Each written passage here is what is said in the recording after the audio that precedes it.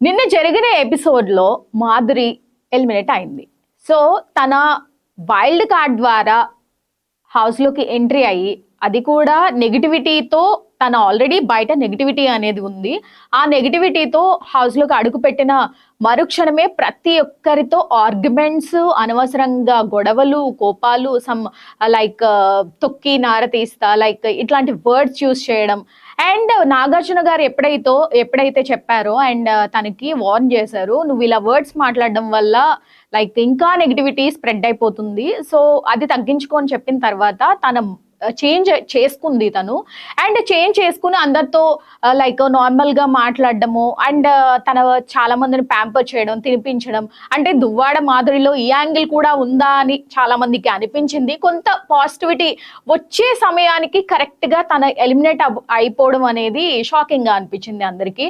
But least oats అయితే తనకే వచ్చాయి. సో, గౌరవ్ అండ్ మాధురి ఇద్దరు నామినేషన్ లైక్ ఎలిమినేషన్ జోన్‌లో, డేంజర్ జోన్‌లో ఉన్నప్పుడు బంగారం బంగారం అని పిలిచే తనుజ గోల్డెన్ బజర్ ఇవ్వకపోవడంతో ఆబ్వియస్లీ దువ్వాడ మాధురి ఎలిమినేట్ అయితే అయింది.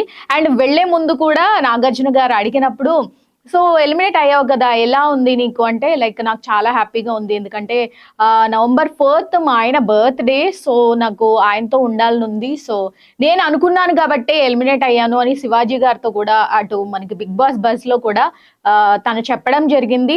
ఎలా అయితేనే తన పాజిటివ్‌గా మారుతున్న టైంలో ఎలిమినేట్ అవ్వడం అనేది కొంచెం షాకింగ్. But okay. తను హ్యాపీగా అయితే వెళ్ళింది ఏడవకుండా. సో, మీకేమనిపించిందో కామెంట్ బాక్స్‌లో కామెంట్ చేయండి.